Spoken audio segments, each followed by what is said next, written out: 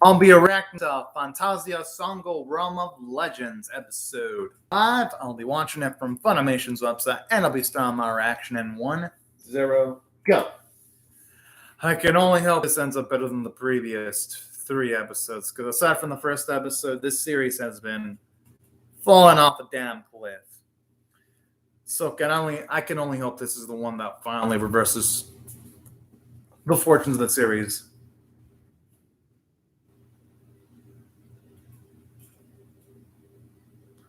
Okay. It's finally seeing his perspective as to what happened to all of his fellow, Damn! Yo!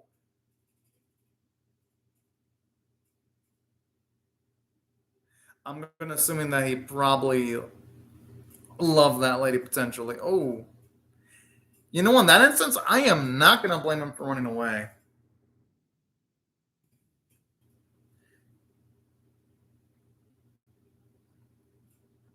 I'm gonna assume that Zhao Ling ate too much Miyamasma and broke out of control, because the previous episodes did imply that that could potentially happen if Zhao Ling isn't careful. But at least now we get the reason as to why he absolutely dislikes Xiao Ling, though.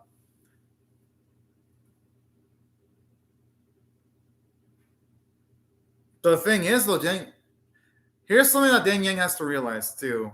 He can't feel guilt about what happened because he wouldn't have been able to stop Zhao Ling even if he would have wanted to. But, you know, I'm finally like how they're exploring why he is the person that he is, though. I've been waiting for this for quite a few episodes now. Okay. Seems like this might actually be the first halfway decent episode this series has in like forever, since like episode 1, essentially. But yeah, you know what to say. Better late than never. I can only hope this means that the animation quality of the series will finally be back up to stuff. At least up to a minimum base quality would at the very least be a little bit preferable anyway.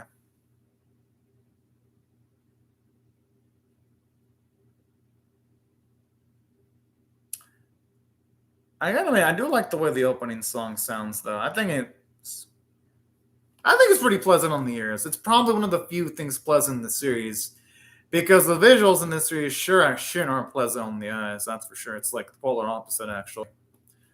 The visuals in this series, save for episode 1, it's just cancer-inducing. Absolutely early cancer-inducing. And that's just me being gentle about the whole thing. I mean, as far as it can be gentle with this fucking series, that's for sure.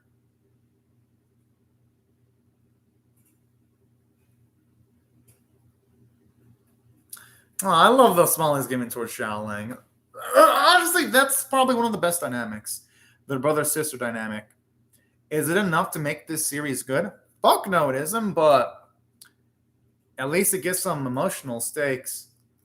Smart-ass motherfuckers, though, when it comes to the writers of this series. Not putting this at like the front of the episode that it can be skipped, but instead they put it in like somewhere near the back end. I'm like, really now? They shot this recap pretty much essentially almost every damn freaking week.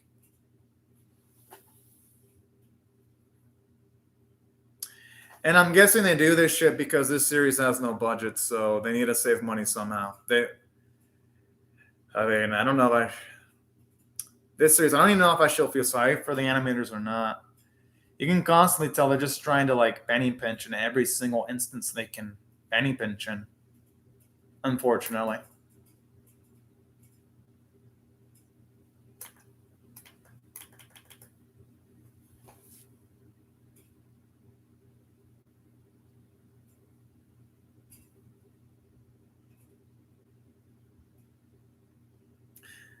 I mean, considering what happened in Ding Yang's past, I'm not gonna blame him for feeling the way he did.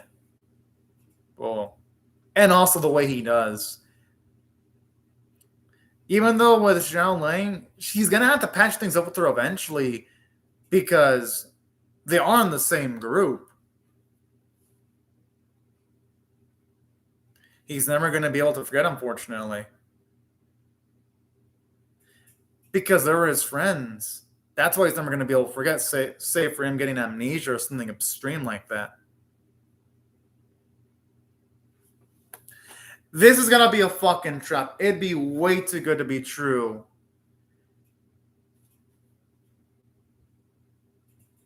Why do I think this is bullshit? I wouldn't be surprised if those three are just creatures taking up the forms of his friends. Because I mean, when you have stuff like this where characters that seemingly die come back, it's usually either doppelganger creatures taking up the form of a character's former friends or something extreme like that. I mean, it'd be great if his friends were alive, but I'm just getting the gut feeling that things are going to go very wrong pretty soon.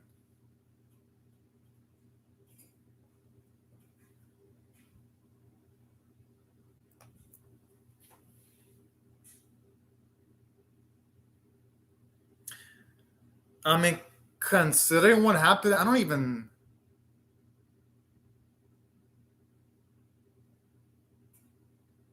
It's just a shame that that those are probably not even his friends saying that.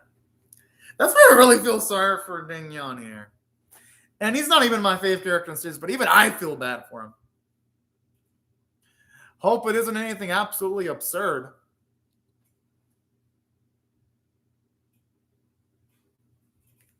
Oh, you can definitely tell you really fancied the lady there. Whoa! And the thing is, this fucker might actually be capable of doing it. Considering that he still absolutely loathes Zhao Lang.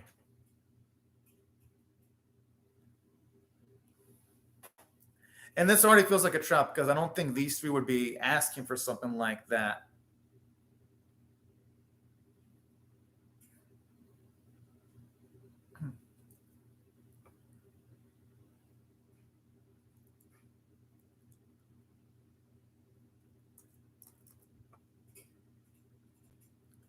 Whoa.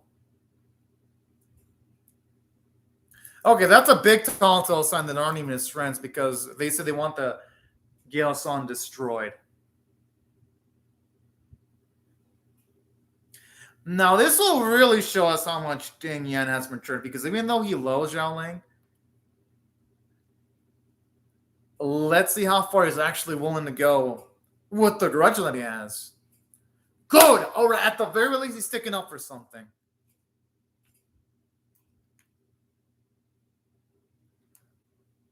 Yeah, there's no way in fucking hell those are his former friends. No way in fucking hell. That's another dead giveaway.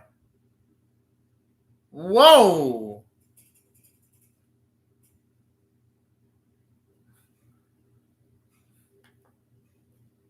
Oh!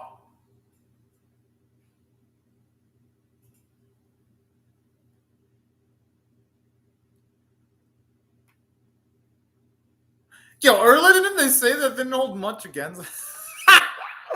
But I like this though. We're seeing some legitimately well done emotional manipulation, where no matter what decision Ning Yan makes, if he goes against his so-called friends, you wouldn't blame him. But if he decides not to kill, if he decides to kill Zhao Ling, you wouldn't blame him either. Like honestly, I like this. And this is a lot about him because in seeing him actually hesitate in killing Zhao Ling shows us that he doesn't absolutely loathe her either.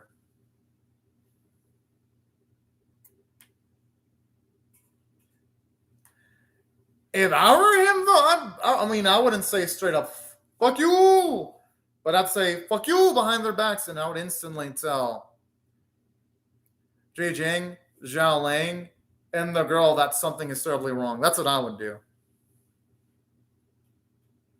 Seriously, what's the point of this bucket thing? It almost does nothing. And it doesn't even work as comedic relief. I really feel the series would be better without that freaking bucket. Okay, Zhao Lang's gonna realize something's wrong. Like the shock on her fucking face says it all.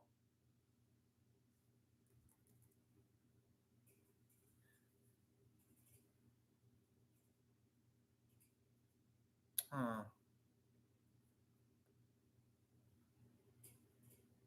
I wonder if he spiked her food. Oh, okay, so he actually did.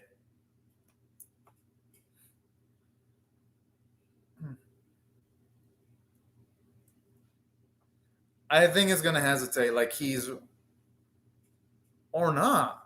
Yo, no, this fucker wasn't hesitating.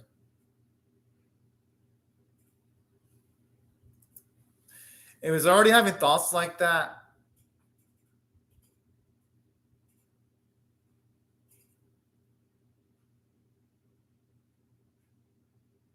Hey, at least now he's finally getting complimented. Even though in this instance he doesn't deserve to be.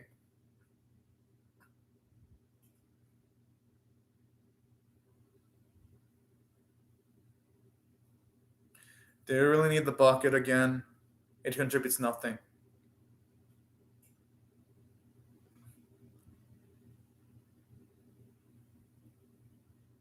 It will be his fault though if Zhao Ling dies though. He's saying that yet his eyes are looking like he's hesitating.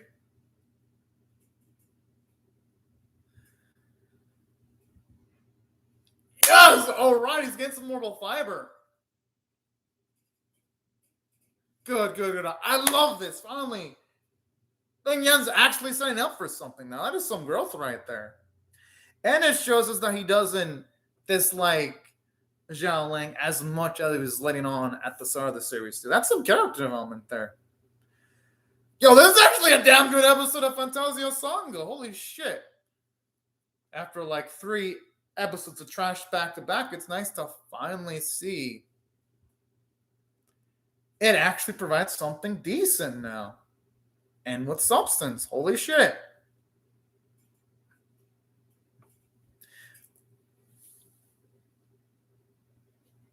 That's why I thought he should have talked it out with his friends. He really should have.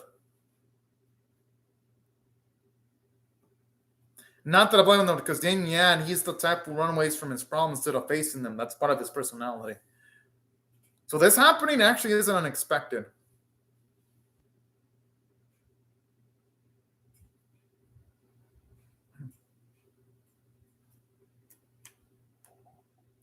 Now here, I love how they establish the fact that if he does betray Zhao Ling, it's because out of fear, not because he hates her that much.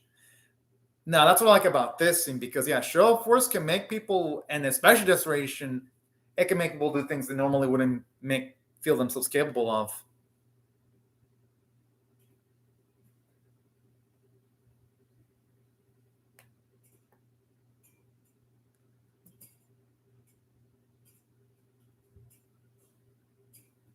Oh.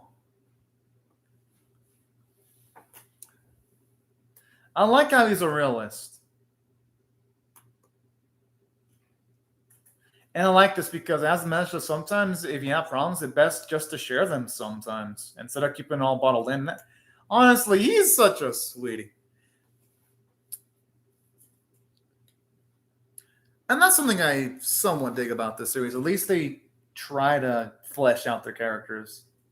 And amazing, but hey, it's better than nothing.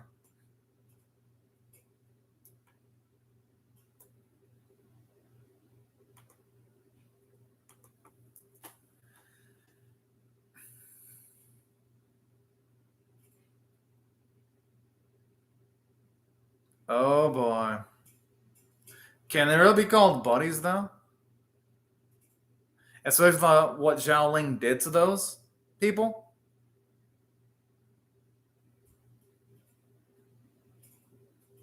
I love how he instantly shows up like a bro to protect Zhao Ling.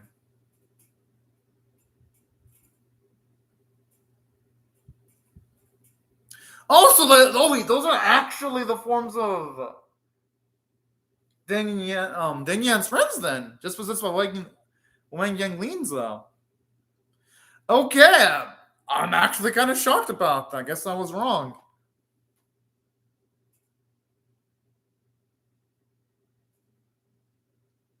And I kind of like how Zhao Ling's finally facing consequences for actions too, for going out of control. Now, there's actually some decent narrative writing here. And finally, I'm getting an episode where the lady that's cloaked up isn't manipulating events behind the scenes too. That's also what I like about this episode. It's refreshing. It's better than the usual Monster of the Week episode the series usually has.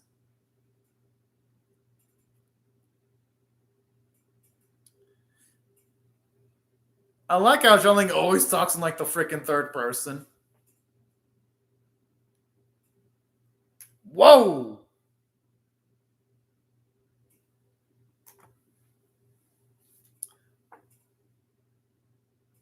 I like I hear since they can't beat Zhao Ling physically, they're trying to defeat her psychologically. That's actually pretty damn smart. And we see Zhao Ling actually does feel legitimate guilt for what she did in the past too. And it gives Zhao Ling, it doesn't because that looks poison. It doesn't just give Ying Dan depth. It gives Zhao Ling a lot of depth too in seeing that she feels guilt. Just the way she reacted. I just wish the animation with Joko being hit would have had a little bit more animation though. I mean, at least the animation with Yingji, even though it looked great, it looked semi-decent. You can tell the animators, even though again it's not on the level of episode 1, at least they're trying this time. Like at least it isn't absolute horse donkey shit. And now there's going to be time for Yang Dan to stand up because he has never done it in this series ever.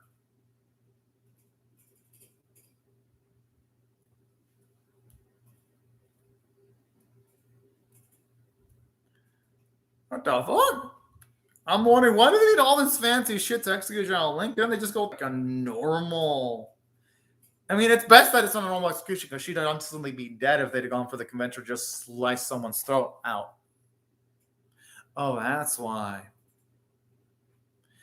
Fucking way Ding Yan's gonna want to join this, especially if they're his friends just overtaken by Wang Yang Lins, though.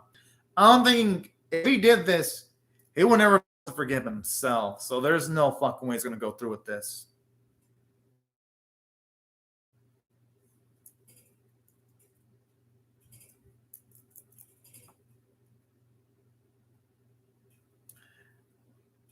I mean, in this instance, it really wasn't anyone's fault. It was just bad luck, straight up, that his friends were possessed right after they died. No, it won't. He might feel better for a few seconds, but then he's going to feel like even bigger shit knowing what he did to Zhao Lang.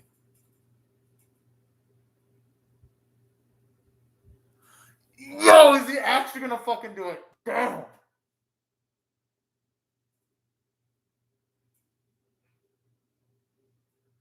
Oh, fuck. But then he's going to essentially become an ally killer himself, though, if he does that. He'll be exactly what he was loathing just a while ago. Yeah, exactly. He'll become exactly what he was scared of in the first place if we were to go through with killing John. Yeah, exactly. That's exactly what I was thinking.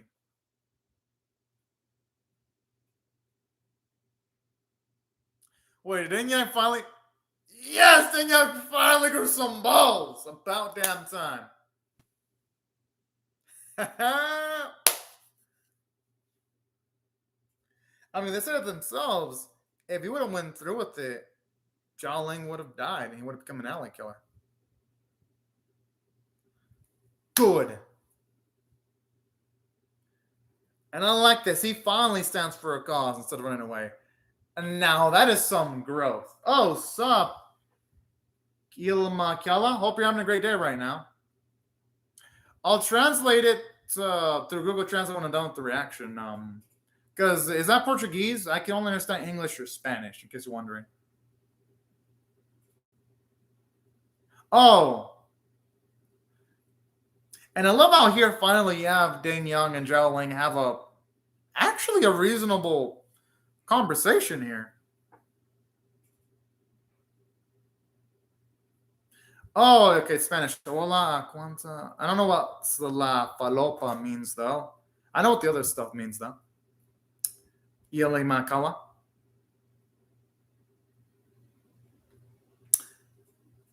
I mean, it was going to make sense that it's going to take more than a few explosions, but at least it looked like he damaged them, though. And that's beautiful. Him saying for the first time that he's gone on Zhang Lang is glorious. Since one of the few wounds keep our boy G down, he always gets to back the fuck up. Yes! Zhang Lang gets a mess. Again, I wish it would have been better animated, but hey, you know what? At least the run in this episode's actually good, which is what I've been waiting for how many weeks?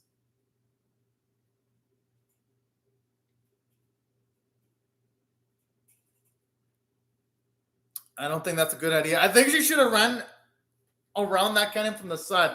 Not jump into the thing head first. You can tell that with that face for that small second, Jolling probably thought, I probably should have thought us doing something different. I mean, at least it gives our boy an excuse of utilizing the linking chain, though. That's actually a nice practical usage for it. And it makes Yenji useful, too.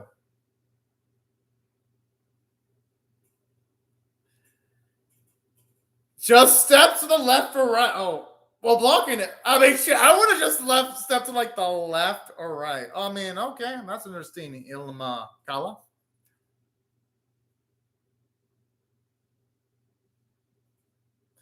They really like utilizing that animation where she's just playing with her instrument.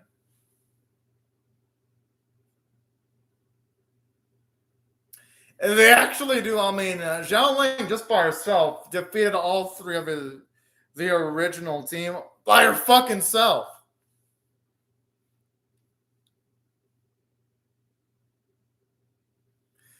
Yo, did she just nuke everything? God. Okay, I mean that was actually cool.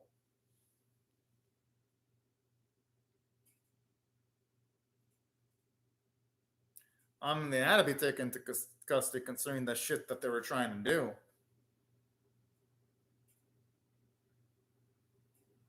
Oh, that's fucking adorable. And nice, he's not even accepting something from Zhao Ling now. Oh, that's a cute little smile. Okay. Yo, the episode was good. I haven't played League of Legends, but I will react to Arcane eventually, though. As for another hentai, I'll react to a hentai eventually, but I only react to one hentai a week because I'm catching up to normal anime. I only react to more than one. Yeah. Right now, I'm only reacting to one hentai a week. I already did my weekly hentai quota like 3 days ago, so don't expect another hentai reaction until 4 days later because I did one 4 days ago. The next one's going to probably be in like 3 to 4 days. But yeah, I got to rate this episode straight up. This is an 8 out of 10 caliber episode. It was damn good. Was the animation fucking atrocious? Yes, it was shit. But the writing was good. So, really, the only thing the animation quality does is it prevents this episode that could have been a 9 or a 10 out of 10. It keeps it from that status and it limits it to an 8 out of 10. Well, you mean playing League of Legends? You mean playing League of Legends, right? So, I mean, yeah, I'll eventually consider League of Legends eventually. But it's old. It's an old game though, so it wouldn't really get viewership though. If I were to play a game for a channel, it'd have to be a big new game. League of Legends is too old now. It wouldn't. I know it wouldn't do much. League of Legends, but I could definitely do one of the newer games though. But yeah. So though, consider the advice, Ilama Kala. But yeah, that's what I love about this episode. We get to see finally our boys' backstory, which was a damn long time coming because when it came to this episode, I kind of always wondered why in the world. I mean, I understood why he had a thing against Xiaoling, but I really wanted to see it in visual as to why he absolutely loathed Xiaoling. Well, finally, looks like the episode finally showed it off. And that's what I liked about it. How it gave us details as to what happened to Ding Yan in the past, why he was scared of Xiaoling. And this episode did a good job of justifying why he would have fantastic feelings towards the girl. And that's not the only thing I liked about this episode from a story standpoint. I love how it wasn't, oh yeah, your weekly monster of the week type of episode. Yeah, you could argue it was the typical stuff you can end this series when it comes to tragedy or something bad happens. But you know what? It worked. And let me explain why the episode worked. Reason why it worked is because it wasn't the cloaked lady just showing up causing chaos. Chaos in this instance was being caused when, unfortunately, Ding Yan's allies survived, but they survived to cause terror by being possessed by Wen Yanglings. And I do like that at the very least, because not only was that interesting, it shows you consequences, because we're getting to see the fact that Xiaoling's consequences of going wild and berserk and harming people come back to have negative ramifications against her. And that's why I like the script of the episode, because at least the consequences in the episode were pretty dang visual in the episode. And aside from that, aside from the script being good, you gotta say, I actually love the character development. I love how Xiaoling really bonding with Ding Yan, how they're both speaking to each other on much more positive terms. And I love Ding Yan's character development because he essentially chose the route of not going for vengeance against Xiaoling and instead choosing to protect her. And I love that sense of conviction. It makes him a much more memorable character, if you ask me, and a bit more likable, too, to his credit. And that's why I like the growth. You can see the characters mature. You see characters deal with their actions. And while, yes, the animation was atrocious, it didn't prevent the script from being good. But the voice acting in the episode was great straight up.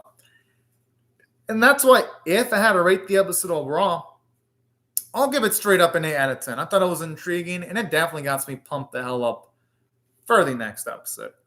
But anyways, y'all, right before I go, I'll just say thank you very much to Ilama Kala. Thank you very much for commenting on the live chat. And also, thank you everyone else for watching my video. Hope y'all rate the video, share it, comment, or subscribe. And I'll see y'all later if you come back for more, because I'm definitely going to be reacting to the next episode. But anyways, y'all, thank you very much for watching my video, and have a fantastic day, everyone. Bye-bye.